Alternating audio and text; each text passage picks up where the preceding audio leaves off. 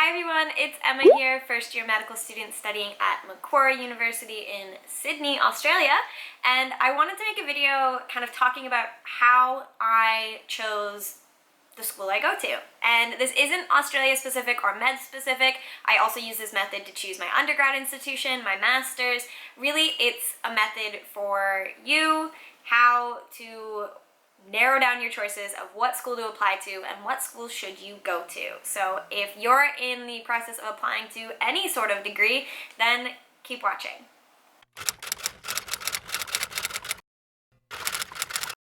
So we're gonna start this process with some visualization.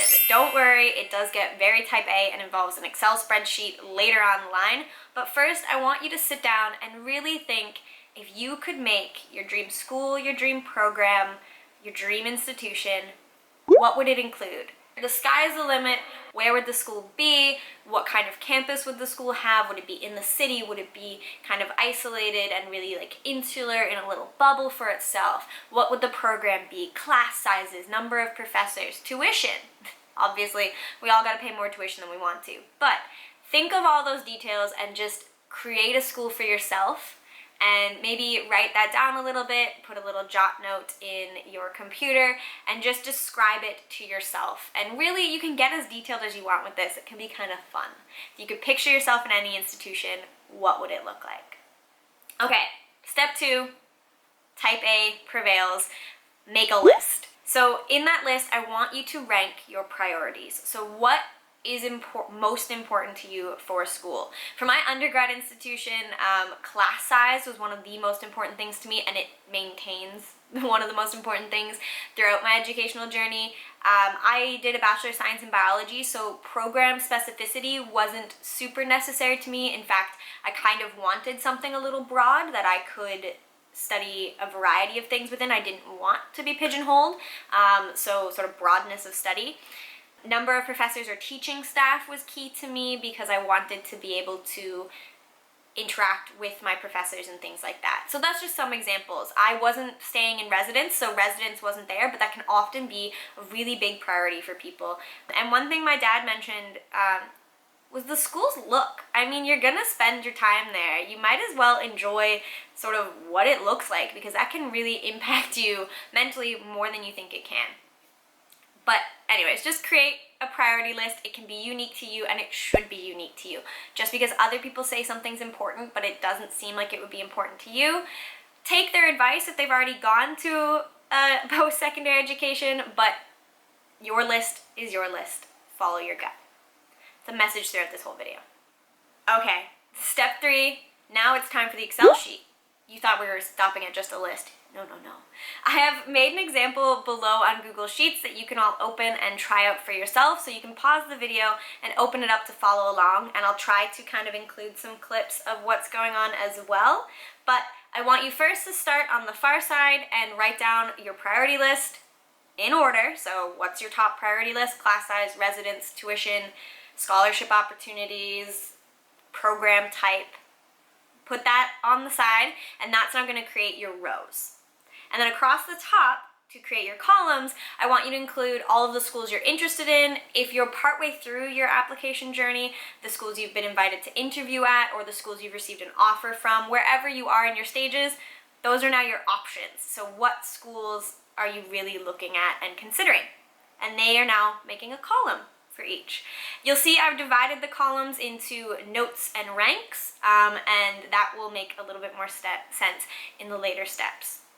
But now you've got a nice spreadsheet ready for you to put in tons and tons of information. And that brings us to the next step.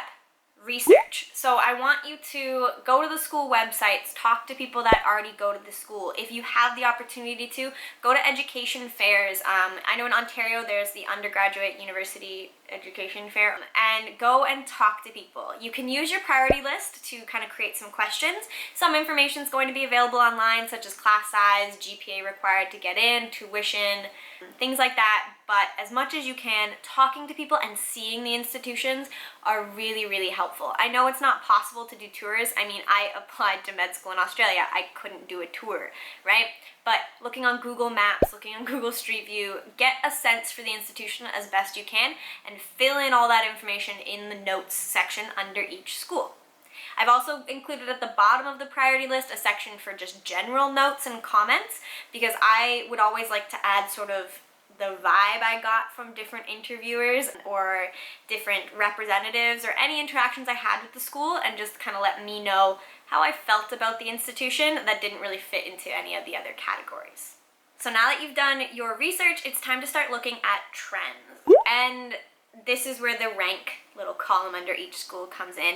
You can sit down and rank them all by number right away, so 1 through 10, however many schools you've applied to, or you can do what I did at first, and I just started putting in color coding systems. So green was anything that was amazing and good for me, red was just like a no-go, like I did not like that about the institution, and yellow or blank, no color, was neutral. It didn't really leave an impact. And you'll start to see that some schools are coming out a little bit more green. Some schools are coming out a little bit more red, and it starts to help you narrow things down before even getting to like the actual ranking. And you may not need to get to the ranking. A school that you thought was your favorite school ends up all green.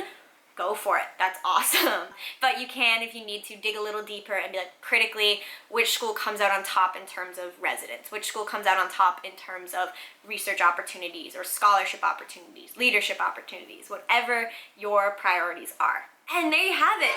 The school that wins is the school you should go to. Not really. I do really want to emphasize that you have a gut, and you have a gut feeling, and that exists for a reason.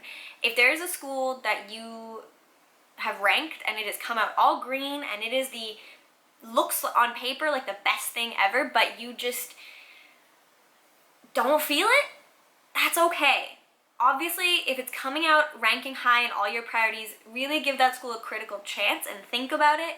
But if it still just doesn't ring true for you, that's okay. You don't have to go to that school. You could go to the school that ends second on your list because you've got a better gut feeling about the school. It's like flipping a coin and knowing the answer when it's in the air. Sometimes just seeing it laid out like this will tell you, no, I don't care. I really want to go to that school, and there's something je ne sais quoi about it, but I want to go there. And that's the school you should go to. It doesn't have to be a commitment when you start to make this spreadsheet. I also want to emphasize that I really truly believe you can make the most of whatever school you go to. So whether that is you didn't get into the school that was on the top of your list, or you only have the option to go to one school because that's the only school that offered you an interview or an acceptance. And even if that school is not high on your list initially, there's got to be something about it that you're going to love. Even if it's just, hey, that's the school that let me in and I love that I'm going to get an education. Focus on the positives. Obviously have some time to kind of mourn your losses, that's okay, but focus on the positives of that school, and when you go to that school, whether that's in September or January, depending on what continent you live in, jump in with your 2 feet, full force, and really make a commitment to love that school. Give it your all. Don't go in on the first day of orientation thinking, well, this isn't the school I wanted to go to. Because that's a self-fulfilling prophecy. It's going to become the school that you didn't want to go to. Jump in, this is the school that I'm at, and I'm gonna be here. So give it your all, find opportunities to get involved, interact with your classmates, enjoy the material, and you'll start to make it your own no matter what the school is and no matter where it was on your ranking list. You can, depending on your degree, always transfer if it really is a bad place for you, but you really have to give it your all first. So I encourage you, you can make the most out of any school you've ever gone to or you get into.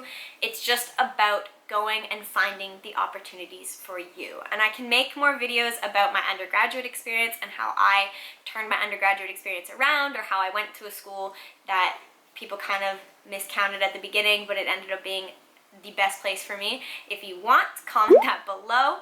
But yeah, that is all I have to say for you. Try out the chart method if it works for you. Even sometimes a priority list alone is all that you need to help.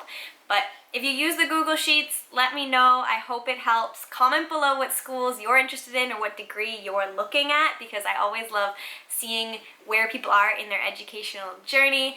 And yeah, give this video a like and subscribe. I will see you in the next video. Bye.